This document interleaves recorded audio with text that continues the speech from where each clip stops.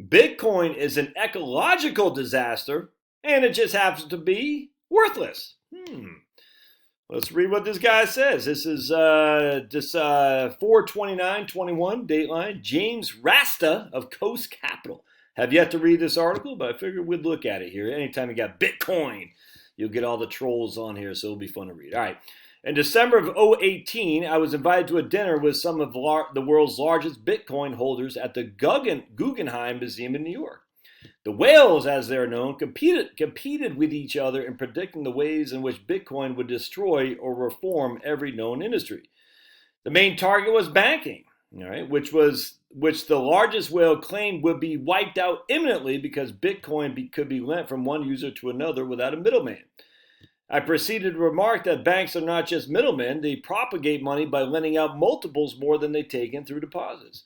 The whale had not thought of that caveat and could not think of a mechanism where Bitcoin could replicate the leverage provided by the banks. Their other prognostications were just as ill thought out.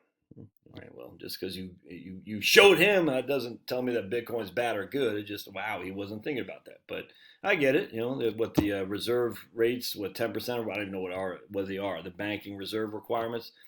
Today, Bitcoin's most ardent proponent is Michael Saylor, the founder of MicroStrategies. And I remember MicroStrategies. I think I might have invested in that. Hold on, so let's see what MicroStrategies. Hold on a sec. MicroStrategies rings to me. I think I was trading options on this back in my option trading days in the late 90s. Yeah, right here. Yep, right there. Yeah, there it is, man. I remember MicroStrategies. That's interesting. Look at that. Here it is, 198, then went all the way up to 1390. Huh.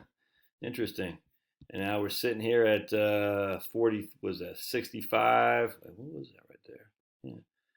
43, 82, 38, 108. And now we're at 657.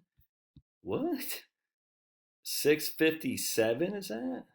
Just because it owns a lot of Bitcoin. Negative earnings? Wow. 843,000 shares traded a day on average. Why would anyone, the 52-week high was 109 to 1315. Why would anyone buy that? I mean, okay, so anyway, let's keep reading. Bitcoin's most ardent proponent is Michael Saylor. He's not new to financial fame or hyperbole. In the late 90s, he was charged by the SEC with accounting fraud and had been found to have material. I don't care what the SEC says. I don't trust the SEC as far as I could kick him. All right. He has remarkably managed to remain the CEO of MicroStrategies, a software company that has seen its revenues decline. So this guy's trying to bash Michael Saylor. He said, look, Michael Saylor is on the other side of this transaction. I don't like Michael Saylor, so I'm going to bash the guy. All right. Yet over the same time, shares in MicroStrategy have nearly quadrupled as the company has taken on leverage to buy Bitcoin. He says that Bitcoin will be a widely adopted currency going forward. The problem is that currencies need to be stable to be usable, 100%, man. And Bitcoin is over 10,000 times more volatile than any Western currency. When presented with this fact, he said, volatility is vitality, which may be the most absurd claim in the history of finance. You might as well say death is breath. Volatility is vitality if you're trading options, yeah, but not if you're a currency. I believe the actual value of Bitcoin is zero, as do I actually. And here are the reasons. It's already a failure. Bitcoin prophets claimed years ago that Bitcoin would be widely used as a currency by 2020, but that has not happened and never will. Why? Because of volatility. I completely agree with that. Its volatility is ensured it never gains traction as a currency. Any successful currency needs to remain largely stable in value against a typical basket of goods. Yep. Throughout its life, Bitcoin's volatility has exceeded that of Western currencies by a factor of 10,000. I completely agree. In practicality, a Bitcoin payment takes as much time and energy as 33,000 credit card swipes. Wow. Which renders it unusable. The first purchaser who tried to pay for his Tesla with Bitcoin found that it consistently takes longer to transfer Bitcoin than the 30-minute payment window allotted by Tesla. Imagine waiting 45 minutes to affect 33,000 credit card swipe equivalents worth of energy and digital data. All right, for a bottle of water, I get that. That could change, I think. It's just because look, I get it. I mean, it's nuts. But in of itself, just because it takes 33,000 credit card swipes for one transaction to buy a bottle of water today doesn't mean that can't be solved, if that makes sense. But I get what he's saying. It's like, look, I'm not going to sit there for 45 minutes for a bottle of water. Bitcoin is for fraudsters. Watch how many people. It's just. Janet Yellen noted in January that Bitcoin is used, at least in transaction sense, mainly for illicit financing. As an unregulated entity that purports to be a currency, it is well-known facilitator of money laundering transactions. David Green of Real Vision recently concluded that up to 40% of all Bitcoin transactions are fraudulent. Meanwhile, it's difficult to keep count of the number of cryptocurrency. That's my thing. It's difficult to keep count of the number of cryptocurrency accounts that get hacked or depleted or just created. There are not enough coins because the currency is currently fixed. There can only be 21 million Bitcoins. There are simply not enough Bitcoins for consumers to conduct their affairs with this flawed innovation. Moreover, a New York Times article on January 13th argued that 20% of Bitcoins are likely lost forever due to crypto wallet loss, password loss, whatever. All that. Bitcoin prophets will point out the rules can be rewritten by a plurality of Bitcoin owners, and more and potentially limitless numbers of coins can be minted. But doesn't that destroy the whole thing? The weakest of all currencies, without a backing sovereign, Bitcoin is destined to become the weakest currency in the world. A currency is a medium of exchange for goods and services within the boundaries of what a sovereign has, a country. All right. Every country in the world will understandably be protective of its monetary ecosystem, and no country will allow the Bitcoin bros invention to usurp their own money within their boundaries. I completely agree with that. The idea that the Janet Yellens of the world, or the central ECB, the Japanese central bank, the idea they're going, yeah, go ahead, man, yeah, you're good. We don't want any role in this. Come on, they're going to say no, and they're going to either they'll corrupt it or they'll ban it or something like that. It's just, if Bitcoin were ever to gain wide acceptability and get used as a functional currency, say within the United States, the government has made it clear that it would crack down on the practice and install regulations which would ensure that Bitcoin is impractical to use and worthless. Faced with an inevitable prospect, crypto bros now claim that Bitcoin is a store of value. This new assertion is also false, as Bitcoin is destined to be relegated into the garbage bin of history as the first, most toxic, and ultimately worthless of the cryptocurrencies. Bitcoin, as a prototype of cryptos, contains many technical flaws and shortcomings which guarantee will not be the preferred digital store of value going forward. Other, less flawed cryptos, such as Ether, must over time overtake Bitcoin as stores of value, only to be replaced in turn as better designer crypto comes along. Ultimately, every sovereign nation will emit their own crypto. I completely agree. And will heavily regulate and eliminate the usage of all other cryptos within their border. It'll be fraudulent. It'll be like Confederate money, if that makes sense.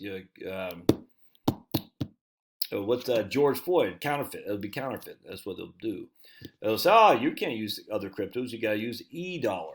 You see that by the way, man. It's got dubious origins. 90% of Bitcoins are mined in China, Iran, or Russia, three countries that are not concerned with the financial well-being of Western consumers.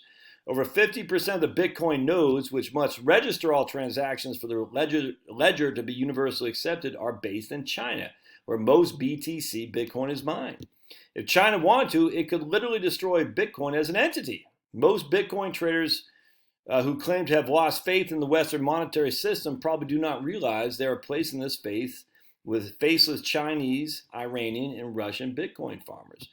Further, China currently controls 50% of Bitcoin mining, which means that it could do a 51% hack and in turn allow them to reorder blockchain transactions. There are many ways to see Bitcoin disappear into the ether, whence it came. Ethernet, right? Yeah, Ethernet. One can lose one's crypto wallet or merely forget the password. Either way, the Bitcoin disappears. Concentration risk. 95% of Bitcoin is held by the top 2% of holders, which makes it very difficult, if not impossible, for whales to exit their holdings without a dramatic drop in the price. Considering this, Bitcoin whales and evangelists are desperate for new and larger buyers of their ill-conceived invention. Value maintained thanks to fraud. If you wish to buy Bitcoin, you must register with a cryptocurrency exchange platform like Coinbase, which in turn conducts extensive know your customer due diligence to ensure acceptable provenance of funds. Then you can use dollars or other currencies to purchase it. Bitcoin buyers who do not wish to be subject to this intrusive level of diligence must wire funds to unregulated offshore exchanges. I don't care. Over 50% of Bitcoin transactions are settled in tethers currently. If all holders of Tether were to convert the latter to dollars, the system would collapse. It's an ongoing ecological disaster. A recent study by MIT shows that Bitcoin mining generates 22 to 23 megatons of carbon dioxide. Oh no, then I love Bitcoin. It's more CO2, baby. Slotting the operations between the nations of Jordan and Sri Lanka in terms of greenhouse gas pollution. Wow. Bitcoin mining has more greenhouse gas pollution than Jordan and just a little bit less than Sri Lanka. Furthermore, the energy spent on updating and upkeeping Bitcoin ledgers at all the different nodes around the globe is enough to fuel Luxembourg. All this for an ill-conceived creation that is all but guaranteed to be worthless. All right. Bitcoin pays the pass for totalitarian control. Interesting. Bitcoin's most ardent supporters see it as an instrument of financial freedom. Some of this was true before the U.S. government began to regulate cryptos, as it has begun to do. Americans who hold Bitcoin must declare their holdings in transaction or risk jail time, kind of like gold back in the 30s. More worryingly, governments around the world have announced they will emit their own cryptos. The government will know exactly how many dollars or euros or yen you have, where you hold these, and how you spend it. The freedom-loving rebels who are frustrated by this loss of financial privacy had better remember the crypto evangelist who paved the government's path to complete oversight. Yeah. And some zero. The Dutch tulip mania set the standard for monetary excess. At its height, one could buy a mansion on the Amstel in exchange for one tulip. In great contrast to Bitcoin's tulips capture carbon. They're also beautiful and fragrant when in shades of orange and apricot. Bitcoin holds no visual or monetary appeal.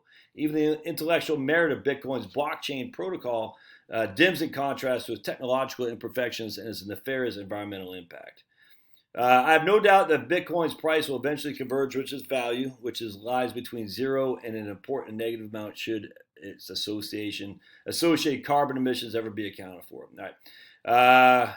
The most financially savvy expert on Bitcoin seems to agree. Upon its IPO, Coinbase's Elisa Haas proceeded to sell not just as many shares as she could, but every single share that she owned.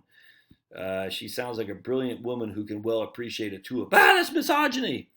All right, so let's see what kind of, do we have any comments here? Let's see. This is probably from Bloomberg. Yeah, so no comments. All right. That's interesting. I don't know. We shall see. And so, look, I'm not buying it. You can do whatever you want. I don't find any value in a currency that fluctuates like that. Stupid to me, but hey, you do you. I'll do me. All right, we'll see you.